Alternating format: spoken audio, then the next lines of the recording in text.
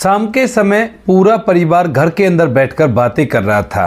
तभी अचानक से उनके घर के दरवाजे पर दस्तक होती है और जैसे ही उस घर का लड़का जाकर दरवाज़ा खोलता है तो सामने एक महिला खड़ी हुई थी जो काफ़ी ही बुरी हालत में थी और उसकी आंखों में पश्चाताप के आंसू थे। जैसे ही दरवाज़ा खुलता है तो उसके बाद वह महिला उस व्यक्ति के जिसने दरवाज़ा खोला था पैर पकड़कर रो रो कर माफ़ी मांगने लगती है और कहती है कि आशीष मुझे माफ़ कर दो, मुझसे बहुत बड़ी गलती हो गई। लेकिन तभी जो आशीष होता है वो कहता है कि तुम्हारी गलती माफ़ करने योग्य नहीं है। वह महिला वहीं पर रो रो कर गिड़गिड़ाने लगती है और आशीष उसे माफ़ करने के लिए तैयार नहीं था। कौन था आशीष और कौन थी वह महिला जो उससे रो रो कर माफ़ी मांग रही थी? पूरी सच्चाई के बारे में जानने के लिए वीडियो को अंत तक जरूर देखें। राजस्थान के एक छोटे से गांव में एक परिवार रहा करता है। परिवार के अंदर माता पिता हैं और दो उनके लड़के हैं। एक बड़ा लड़का है जिसका नाम सुरेश है और एक छोटा लड़का है जिसका नाम है आशीष। सुरेश की शादी हो चुकी है और शादी के बाद उसे बच्चे भी हैं। इधर जो आशीष होता है वह भी शादी के योग्य हो गया है और घर वाले उसकी शादी की चिंता करते हैं। आशीष को वैसा कोई काम नहीं होता है, घर की खेती बाड़ी को वो संभाला करता है। बड़ा भाई जो सुरेश है वह एक प्राइवेट कंपनी में जॉब किया करता है और उनका समय अच्छी तरह से व्यतीत हो रहा था। इसके बाद आशीष के लिए एक लड़की ढूंढी जाती है। लड़की का नाम होता है सीमा जो कि पढ़ी लिखी थी और वह अपनी पढ़ाई लिखाई को शादी के बाद भी आगे बढ़ाना चाहती थी और इसीलिए शादी से पहले वो ये शर्त उसके घर वालों के सामने रख देती है। जब घर वाले देखते हैं कि लड़की पढ़ना चाहती है तो उन्हें इस बात से कोई भी आपत्ति नहीं होती, क्योंकि उन्हें पता है कि पढ़ाई लिखाई में कितने गुण हुआ करते हैं। आशीष जैसे लड़की का फोटो देखता है तो वह भी उसे पहली ही नज़र में पसंद कर लेता है और उसके बाद ये रिश्ता पक्का हो जाता है। शादी के सभी रीति रिवाज निभाए जाते हैं और सीमा और आशीष की शादी करा दी जाती है। शादी होने के बाद जो सीमा होती है वह आशीष के घर में दुल्हन बनकर आती है और स्टार्टिंग में अच्छी तरह से घर के अंदर रहने लगती है। आशीष के परिवार वाले भी शर्त के अनुसार उसकी पढ़ाई लिखाई को जारी रखते हैं और उसे पढ़ने लिखने के लिए काम से भी छुट्टी देकर भेजा करते हैं। परिवार के अंदर कैसी भी कोई दिक्कत नहीं थी, सभी लोग हंस खिलखिलाकर एक दूसरे के साथ रहा करते थे और वहाँ पर इनकम भी इतनी थी कि उनका गुजारा आराम से हो जाता था। धीरे धीरे समय बीतता और समय के साथ साथ जो आशीष होता है वह सीमा से बेइंतहा प्यार करने लगता है और उसे बस घर के अंदर सीमा ही सीमा दिखाई दिया करती। घर वाले इस बात को देखकर कोई भी बुरा नहीं मानता है, सोचते हैं कि चलो अच्छा है, कोई बात नहीं, पति पत्नी के बीच में प्यार है, ये तो बड़ी अच्छी बात है। अक्सर जब आशीष और सीमा रात के समय आराम किया करते थे तो वह अपनी फ्यूचर प्लानिंग में यही बात सोचा करते थे कि सीमा की सरकारी नौकरी लग जाएगी और उसके बाद हमारा समय अच्छी तरह से व्यतीत हो जाएगा और परिवार को भी इस बात से सहारा लगेगा। यानी कि उस परिवार के अंदर इतना प्रेम था कि वो सभी एक दूसरे के लिए जिया करते थे और एक दूसरे के फ्यूचर की बात भी सोचा करते थे। जैसे कि अगर सीमा की नौकरी लग जाती है तो घर में इनकम होगी और इनकम होगी तो परिवार उन्नतियों को छुएगा। यही चीज़ आशीष कहा करता था और सीमा भी ऐसा ही उसके साथ साथ दोहराती है। धीरे धीरे समय बीतता है और समय के साथ साथ जो सीमा होती है उसका एक टेस्ट क्लियर हो जाता है। रेलवे में टीटी का उसने फॉर्म भरा था और वो फॉर्म उसका क्लियर हो गया था। अब इसके बाद घर के अंदर खुशी की लहर दौड़ गई थी, सभी लोग खुश थे। लेकिन जैसे दूसरा टेस्ट होता है तो उसके बाद वो रह गई थी। जैसे सीमा उस टेस्ट को क्लियर नहीं कर पाती है तो उसके बाद वह पूरी तरह से मायूस हो जाती है और जो आशीष होता है वह उसे सहारा देता है, कहता है कि चिंता मत करो, तुम्हारा दोबारा हो जाएगा, कोई भी कैसी भी दिक्कत नहीं है। इसके बाद जो सीमा होती है वो लगातार प्रयास करती रहती है और बार बार उसका टेस्ट रह जाता है। इन सभी बातों से सीमा काफ़ी ज़्यादा हताश और उदास हो गई थी और उसके बाद पढ़ाई लिखाई आगे करने से मना कर देती है। लेकिन तभी जब आशीष देखता है कि उसकी पत्नी का वो सपना टूट रहा है जिस सपने के साथ उसने अपनी ज़िंदगी को उसके साथ स्टार्ट किया था, तो वह उसे हौसला देने लगता है। कहता है कि सीमा ऐसे नहीं किया करते, जब तुम्हारा सपना है तो ज़रूर से पूरा होगा, इस बार और ट्राई करके देखो, इस बार मैं कुछ ना कुछ देखता हूँ। यही बात सोचकर जो सीमा होती है वह भी इस बार ट्राई करने का कोशिश करती है और इस बार भी उसका प्री एग्ज़ाम क्वालिफाई हो जाता है। लेकिन जैसे दूसरा एग्ज़ाम हो जाता है और रिजल्ट आने वाला होता है, उसी दौरान सीमा को एक एजेंट के बारे में पता चलता है जो कि पैसे लेकर सरकारी नौकरी लगा दिया करता था। अब जैसे ये बात सीमा को पता चलती है तो सरकारी नौकरी की जो चाह होती है उसकी वजह से सीमा इस बात को अपने पति आशीष को बताती है और कहती है कि देखिए ये एक एजेंट है और ये अगर पैसे ले लेगा एक बार तो सब कुछ ठीक हो जाएगा। उस व्यक्ति ने, जो एजेंट था, उसने 15 लाख रुपए मांगे थे उसको सरकारी नौकरी लगाने के। और जैसे ही आशीष ये बात सुनता है तो एकदम से हैरान हो जाता है क्योंकि उसके पास ना तो 15 लाख रुपए थे और ना ही कहीं से इतने पैसों का इंतजाम हो सकता था। इसके बाद आशीष अपने परिवार में इस बारे में बात करता है तो परिवार वाले भी इस बात को सुनकर हताश और उदास हो गए थे क्योंकि उनके पास भी कोई बैकअप प्लान नहीं था। आशीष इस बात को लेकर काफ़ी ज़्यादा परेशान रहता है क्योंकि उसने अपनी पत्नी से वादा कर दिया था कि इस बार तुम सरकारी नौकरी लगोगी, उसके लिए चाहे मुझे कुछ भी करना पड़े, लेकिन वो पैसों का इंतजाम कहाँ से करे। इसी कश्मोकश में वह अपने एक दोस्त के पास बैठा हुआ था, तभी उसका दोस्त उसे एक राय देता है। कहता है कि भाई जब तू इतना परेशान है तो तुझे इसके लिए अपनी पुश्तैनी ज़मीन बेच देनी चाहिए। बुजुर्ग लोग कहा करते हैं कि ज़मीन जायदाद इसीलिए हुआ करती है कि जब भी इंसान पर संकट का समय आए तो उस समय उस संकट से बाहर निकलने के लिए ऐसा ही करना चाहिए। आशीष जब इस बात को सुनता है तो एकदम से वह भी इस बात के लिए राजी हो जाता है और फौरन से अपने घर आकर अपने माता पिता और अपने पूरे परिवार को बिठाकर ये बात सभी के सामने रखता है। लेकिन जैसे आशीष के माता पिता ये सुनते हैं कि ये पुश्तैनी ज़मीन को बेचने की बात कर रहा है तो वह इस बात के सख्त खिलाफ होते हैं और वह उससे साफ साफ मना कर देते हैं। आशीष, जो कि अपनी पत्नी को अपने परिवार से भी ज़्यादा चाहने लगा था, वह कहने लगता है कि नहीं बाबूजी, मुझे ज़मीन तो बेचनी होगी, तभी मेरी पत्नी की नौकरी लग पाएगी और एक बार उसकी नौकरी लग गई तो उसके बाद ऐसी ढेर सारी ज़मीनें हम खरीद लेंगे। लेकिन उसका पिता उसे बहुत ज़्यादा समझाने की कोशिश करता है। कहता है कि बेटा ऐसा नहीं किया करते, पुश्तैनी ज़मीन को कभी भी नहीं बेचा करते। मान के चलो ये ज़मीन बेचकर तूने पैसा लगा भी दिया और उसके बाद भी तेरी पत्नी की नौकरी नहीं लगी तो फिर तू क्या करेगा। लेकिन आशीष अपनी पत्नी से बहुत ज़्यादा प्यार किया करता था तो इसी वजह से वो अपने घर वालों के खिलाफ हो जाता है और अपने माता पिता से इस बात के लिए लड़ाई करने लगता है। माता पिता उसे समझाने की कोशिश तो करते हैं लेकिन वो इसमें कामयाब नहीं हो पाते। फिर उसके बाद जब वो कॉल हार जाते हैं तो वह सोचते हैं कि कोई बात नहीं, ऐसा करते हैं इसको अलग कर देते हैं, उसके बाद ये अपनी ज़मीन को बेचे या रखे, हमें इससे कोई भी आपत्ति नहीं है। ऐसा ही सोचकर माता पिता दोनों भाइयों का हिस्सा करवा देते हैं और हिस्से के दौरान जो बड़ा भाई सुरेश होता है वह फूट फूट कर रोने लगता है क्योंकि आज उसका वो परिवार जो हमेशा यूनाइट रहा करता था और वो लोग कभी भी ये चीज़ नहीं चाहते थे, वो उसके छोटे भाई की वजह से टूट चुका है और इसके बाद उसे इस बात का बड़ा ही दुख होता है। लेकिन वो करता भी तो क्या करता क्योंकि चॉइस छोटे भाई की थी और छोटे भाई को बड़ा भाई कह ही क्या सकता था। यही सोचकर जो बड़ा भाई होता है वह चुप रह जाता है और आशीष अपने हिस्से को लेकर माता पिता और बड़े भाई से अलग रहने लगता है। माता पिता बड़े भाई के साथ रहते हैं क्योंकि वो उनका कहा माना करता है और उनकी जो बड़ी बहू है वो भी काफ़ी अच्छी है, माता पिता का अच्छे से आदर किया करती है। आशीष जैसे अपने परिवार से अलग होता है तो अपने हिस्से की ज़मीन बेचकर अपनी पत्नी के लिए उन पैसों को दे देता है और पत्नी की सरकारी नौकरी लगा देता है। पत्नी की सरकारी नौकरी रेलवे में लग गई थी और उसके बाद वह नौकरी करने लगती है और आशीष घर के अंदर रहने लगता है। अभी तक भी पति पत्नी में ठीक ठाक प्यार था, लेकिन धीरे धीरे जैसे पत्नी बाहर जाकर कमाया करती है और पति घर के अंदर रहा करता है तो उसी दौरान जो सीमा के वहां पर स्टाफ काम किया करता था वो लोग उससे उसके पति के बारे में पूछते हैं और जब वह उन्हें अपने पति के बारे में बता देती है तो उसके बाद वो लोग उसे उल्टी सीधी बातें बताने लगते हैं। कहते हैं कि ये कोई अच्छी बात थोड़ी ना है, तुम्हारा पति बेरोजगार है और तुम नौकरी किया करती हो, इससे अच्छा तो तुम उसे तलाक दे दो।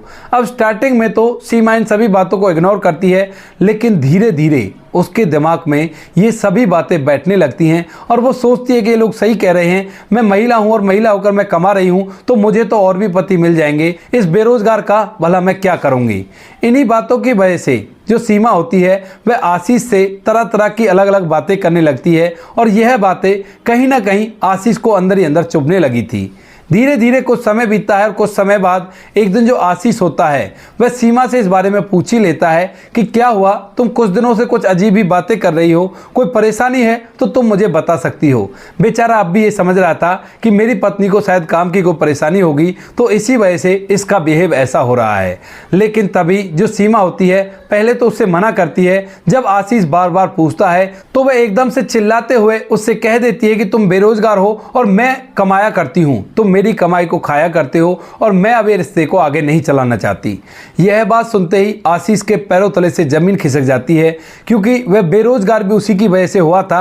अगर उसके पास खेती बाड़ी होती तो वह अपना खेती बाड़ी में लगा रहता, लेकिन पत्नी को नौकरी लगाने के लिए उसने अपनी पूरी खेती बाड़ी बेच दी थी और सोचा था कि अब इसके बाद जीवन अच्छी तरह से व्यतीत होगा।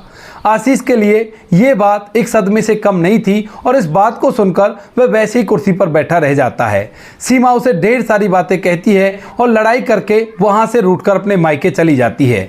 लेकिन जैसे सीमा के माता पिता को ये बात पता चलती है कि बेटी अपने पति से ऐसी सी बातें कही है और वहां जाकर अपने माता पिता से आशीष को तलाक लेने के लिए कह रही है, तो उसके बाद माता पिता उसे धमकाते हैं और कहते हैं कि बेटी ऐसा नहीं किया करते, वो तेरा पति है और तुझे उसका साथ देना चाहिए।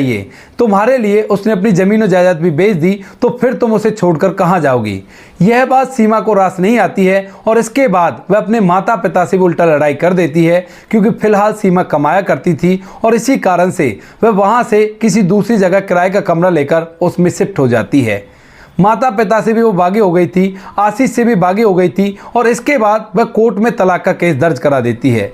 आशीष के लिए एक बहुत बड़ा सदमा था कि उसकी वो पत्नी जिससे उसने परिवार से भी ज़्यादा चाहा था, वह उसको धोखा देकर चली गई थी। नौकरी के घमंड में चूर होकर उसने उससे तरह तरह की बातें कही थी, लेकिन फिर भी वो सोचता है कि कोई बात नहीं, थोड़ी नाराज़ हो गई है, बाद में वापस लौट जाएगी। और जैसे उसके पास तलाक का नोटिस आता है तो उसके बाद पूरी तरह से वो हिल जाता है और उसकी आत्मा तक टूट जाती है।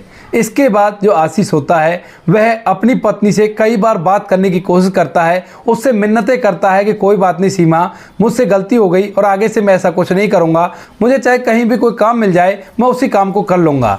लेकिन सीमा अब तक अपना मन बना चुकी थी कि उसे आशीष को तलाक देना है और इसी वजह से वह उसकी एक बात नहीं सुनती है और तलाक का केस कोर्ट में लड़ने लगती है। कुछ दिनों तक कोर्ट में केस चलता है और केस चलने के बाद दोनों का तलाक हो जाता है। अब आशीष अपने घर है और सीमा उस किराए के घर में है जो उसने अपने पैसों से ले रखा है और वहीं पर अपनी ज़िंदगी को बिताने लगती है।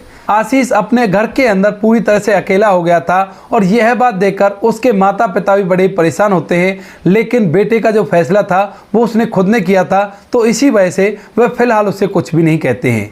धीरे धीरे लगभग 4 से 5 महीने बीतते हैं, लेकिन 4-5 महीने बाद अचानक से आशीष के बड़े भाई सुरेश को पता चलता है कि उसका छोटा भाई शराब पीने लगा है और शराब पीकर वो रास्ते में ऐसे ही पड़ा हुआ है। यह बात देखकर जो बड़ा भाई सुरेश है वो इस बात को सहन नहीं कर पाता है और अपने माता पिता की मर्जी के खिलाफ जाकर अपने छोटे भाई को उठाकर अपने साथ अपने घर में ले आता है।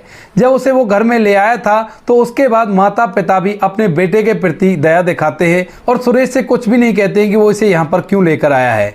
सुरेश ने आशीष को वहाँ पर आराम करने के लिए छोड़ दिया था। जैसे दूसरे दिन सुबह होती है तो सुबह सुबह आशीष अपने आप को अपने बड़े भाई के घर में पाता है, तो वह एकदम से उठता है और उठने के बाद सर नीचे करके वहाँ से जाने लगता है। लेकिन तभी जो आशीष का पिता होता है वह एक डंडा लेकर उसके सामने खड़ा हो जाता है और कहता है कि अब ये काम भी करने लगा है, पूरे गांव के अंदर तूने मेरी बदनामी करा दी कि उसका लड़का तो शराब पिया करता है। यह बात सुनकर जो आशीष होता है वो थोड़ी देर तक चुप रहता है और उसके बाद उसका पिता उसे और भी खरी खोटी सुनाने लगता है। पूरा परिवार वहां पर एकत्रित हो गया था और तभी अचानक से आशीष की आंखें टपकने लगती हैं और वह एकदम से अपने पिता से कहने लगता है कि पिताजी, जो आपके हाथ में डंडा है इससे मुझे पीट दीजिए और बुरी तरह से पीट दो, मैं आपसे कुछ भी नहीं कहूँगा, मैं आपका गुनहगार हूँ। आप लोगों ने मुझे बहुत ज़्यादा समझाने की कोशिश की थी, लेकिन मैं अपनी पत्नी के प्यार में अंधा हो गया और इसी वजह से मुझे ये सब कुछ हो गया और मैं ऐसा कर रहा हूँ। माता पिता को भी पूरी बात पता थी कि उसकी पत्नी ने उसको धोखा दिया है, तो इसी वजह से अब माता पिता जब अपने बेटे की ये हालत देखते हैं कि जवान बेटा फूट फूट कर रो रहा है, तो एकदम से आशीष की माँ आकर उसे अपने गले से लगा लेती है और कहती है कि बेटा चुप हो जा, कोई बात नहीं, जो हो गया उसे भूल जा, लेकिन इस तरह से अपनी ज़िंदगी को बर्बाद मत कर जिस तरह से तू शराब पीकर अपनी ज़िंदगी को बर्बाद कर रहा है। अभी तेरे पास पूरा परिवार है, कोई बात नहीं, वो चली गई तो इसमें कोई बड़ी बात नहीं है। इसके बाद जो आशीष का परिवार होता है वह आशीष को दोबारा से अपना लेता है और उसी घर के अंदर आशीष अब मिलजुल कर रहने लगता है। घर के बीच में दीवार हो गई थी जब दोनों भाई अलग हुए थे, लेकिन फिलहाल माता पिता ने और बड़े भाई ने मिलकर वो दीवार हटा दी थी और उसी घर के अंदर वो सभी लोग रहने लगे थे। बड़े भाई का जो हिस्सा बचा हुआ था उस पर वह उसे खेती बाड़ी करने के लिए छोड़ देता है और इसके बाद आशीष का जीवन दोबारा से पटरी पर चलने लगता है। लेकिन आशीष के दिमाग में अब तक भी सीमा का ख्याल था और वह किसी भी तरह से उससे बदला लेना चाहता था, क्योंकि जिस सीमा के लिए उसने अपने परिवार को छोड़ा वो परिवार ही लास्ट में अपना निकला, लेकिन उस पत्नी ने उसे धोखा दे दिया। तो वह उसे बदला लेना चाहता है और इसी वजह से जो आशीष होता है इधर उधर घूमने लगता है कि उसे कोई ऐसी राह मिले जिससे वो अपनी पत्नी से बदला ले सके। एक दिन ऐसे ही वो अपने एक दोस्त के पास बैठा हुआ था जो बाहर रहकर पढ़ाई किया करता था और वह आज गांव में आया था। वह उसके पास बैठकर उससे इसी बात को शेयर कर रहा था कि इस तरह से मेरी पत्नी ने मेरे साथ धोखा कर दिया, अब मुझे क्या करना चाहिए। तभी जो आशीष का दोस्त होता है वह जब उसकी पूरी बात को जानता है कि इस तरह से इसने अपने खेत बेचकर उसके लिए पैसे लगाए थे, उसे रिश्वत देकर नौकरी लगाई थी, लेकिन वो इसे धोखा देकर चली गई है, तो उसके दिमाग में एक बात आती है और वह आशीष को उसे बता देता है। कहता है कि अगर तुम्हारी पत्नी रिश्वत देकर नौकरी लगी है तो उसका भी प्रावधान है, तुम इसकी आगे कंप्लेंट कर दो और उसके बाद जिस नौकरी पर उसे इतना घमंड है कि वो तुम्हें तलाक देकर चली गई, वह नौकरी पूरी तरह से हट जाएगी और वह दर दर की ठोकरें खाने पर मजबूर हो जाएगी। इस बात को सुनकर जो आशीष होता है उसके सीने के अंदर जली हुई आग और भी ज्यादा भड़क जाती है और इसके बाद वह इस चीज के लिए प्रोसीजर पूछने लगता है। वह लड़का उसे पूरा प्रोसीजर बता देता है और उसके बाद आशीष अपनी पत्नी के खिलाफ, जिससे उसका तलाक हो गया है, कंप्लेंट दर्ज करा देता है और इस कंप्लेंट के तहत उसकी जांच पड़ताल होने लगती है। सरकारी अधिकारी जब उसकी जांच करते हैं तो जांच में वही बात पाती है जो आशीष ने बताया था और साथ में आशीष के पास पूरे सबूत भी थे। जिस तरह से उसने उसको पैसे दिए थे तो उसी टाइम पर एक छोटा सा वीडियो उसने बना लिया था और इस कांड के चलते जो सीमा होती है उसकी सरकारी नौकरी छूट जाती है और उस एजेंट को भी पकड़ लिया जाता है जिसने पैसे लेकर उसे सरकारी नौकरी लगाई थी। अब सीमा जब ये बात देखती है कि उसके पति की शिकायत के जरिए उसकी नौकरी हट गई है तो उसे बुरा तो बहुत लगता है, लेकिन अभी भी उसके अंदर पैसों का घमंड था, क्योंकि अभी तक उसने कुछ पैसे इकट्ठा कर रखे थे। वह सोचती है कि कोई बात नहीं, मैं कोई प्राइवेट नौकरी कर लूंगी, मैं काबिल तो हूं और पढ़ी लिखी भी हूं और अपना समय आराम से व्यतीत कर लूंगी। यही सोचकर जो सीमा होती है वह इधर उधर प्राइवेट नौकरी ढूंढने लगती है, लेकिन उसे कोई भी ऐसी अच्छी नौकरी नहीं मिलती है जहां पर उसे कोई भी परेशानी नहीं हो और अच्छी तरह से वो अपना समय व्यतीत कर सके। ज्यादातर नौकरियों में लोग महिलाओं का शोषण किया करते थे और जैसे ही वहां पर सीमा जाया करती है तो सीमा को ये सब कुछ अच्छा नहीं लगता है और उसके बाद वो वहां से दूसरी नौकरी ढूंढने लगती है। ऐसा करते हुए उसे लगभग 6 महीने बीत गए थे और 6 महीने के अंदर जितनी भी सेविंग उसने कर रखी थी वो सारी के सारी खत्म हो जाती है और फिलहाल उसे काम जरूर से चाहिए था। इसके बाद सीमा सोचती है कि मैं दूसरों के घरों में काम कर लूं और काम करके अपना समय व्यतीत कर लूं, क्योंकि जो सीमा थी उसके माता पिता भी उससे नाता तोड़ चुके थे और ससुराल वालों से वो पहले ही अलग हो चुकी थी और ऊपर से अगर वह किसी और से शादी करने की कोशिश भी करे तो लोग केवल उसका फायदा उठाना चाहते थे, कोई भी उससे शादी नहीं करना चाहता था। इन्हीं वजह से सीमा दूसरों के घरों में काम करने लगती है, लेकिन वहां पर भी उसे और लोगों की बुरी निगाहों का सामना करना पड़ता है और इसी वजह से वह उस काम को भी छोड़ देती है। सीमा की हालत अब काफी ज्यादा खराब हो गई थी, वह पूरी तरह से रोड पर आ गई थी और इस बारे में आशीष को सब कुछ पता था। एक दिन शाम के समय आशीष अपने परिवार के साथ बैठा हुआ था और बैठा बैठा इस पूरी कहानी को अपने माता पिता और परिवार वालों के साथ शेयर कर रहा था। कह रहा था कि वो सीमा अब रोड पर आ गई है, जिस चीज का उसे घमंड था वो चीज मैंने उसकी खत्म करा दी है। इस बात को सुनकर माता पिता कहते कि ठीक है बेटा, अब तो तेरा बदला पूरा हो गया, अब जिंदगी को आराम से व्यतीत कर। तो आशीष कहता है कि हाँ माँ बाबू जी, मैं अपनी जिंदगी को आराम से व्यतीत करूंगा, कोई भी दिक्कत नहीं है। बैठकर वो परिवार सभी बातें कर रहे थे, लेकिन तभी अचानक से उनके घर के दरवाजे पर दस्तक होती है और आशीष फौरन से उठकर वहां से जाकर दरवाजा खोलता है। जैसे वो दरवाजा खोलता है तो सामने वही सीमा थी जो सीमा किसी दिन नौकरी के घमंड में इसे तलाक देकर चली गई थी और उसकी हालत काफी ज्यादा खराब थी। उसके कपड़े मैले कुचैले थे और देखने से लग रहा था कि कई दिनों से इसने खाना नहीं खाया है।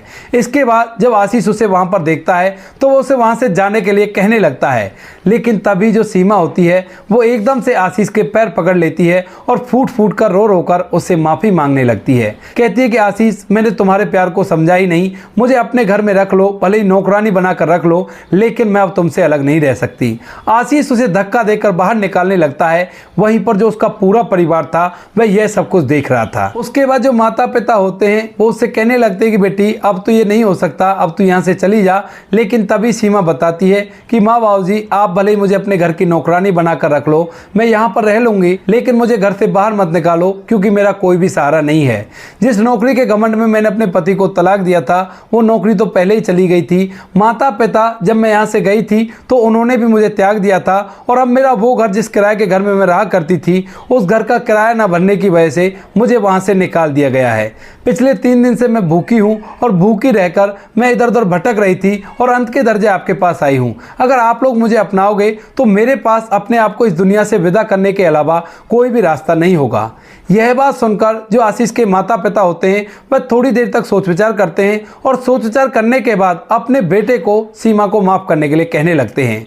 आशीष बिल्कुल भी सीमा को माफ़ नहीं करना चाहता, लेकिन जब माता पिता उसे फोर्सफुली कहते हैं तो उसके बाद मजबूरन आशीष भी मान जाता है और सीमा को माफ़ कर देता है। अब सीमा आशीष के घर में रहा करती है, वहाँ पर घर का सारा काम वही किया करती है और किसी से कुछ भी नहीं कहा करती है। स्टार्टिंग में वो अपने आप को बहुत ही शर्मिंदा महसूस करती है, लेकिन धीरे धीरे जो परिवार होता है उसको माफ़ करने लगता है और अब वह परिवार का हिस्सा बन चुकी है। आशीष ने भी उसे अपना लिया है और अब वो दोबारा से शादी करके उसी घर में रहा करते हैं। आशीष ने जब उसके माता पिता को बताया कि वो दोबारा से यहाँ पर आ गई है तो उसके बाद जो माता पिता होते हैं वह भी अपनी बेटी को क्षमा कर देते हैं और इसके बाद सब कुछ अच्छी तरह से चलने लगता है। तो दोस्तों, ये थी एक छोटी सी कहानी। आपको कहानी जैसी भी लगी हो कमेंट सेक्शन में बता देना। वीडियो अगर अच्छी लगे तो वीडियो को लाइक और चैनल को सब्सक्राइब जरूर करें, ताकि हमें थोड़ा सा हौसला मिले आप लोगों के लिए ऐसी अच्छे वीडियो बनाने के लिए। इन कहानियों को सुनाने का उद्देश्य किसी को परेशान करना बिल्कुल भी नहीं है। यह कहानी आपको इसलिए सुनाई जाती है ताकि आप लोग इन कहानियों में से कुछ ना कुछ सीख सको और अपने जीवन में उस चीज़ को अप्लाई कर सको। मिलते हैं किसी नेक्स्ट वीडियो में नए टॉपिक के साथ। तब तक के लिए जय हिंद, जय भारत, जय हिंदुस्तान।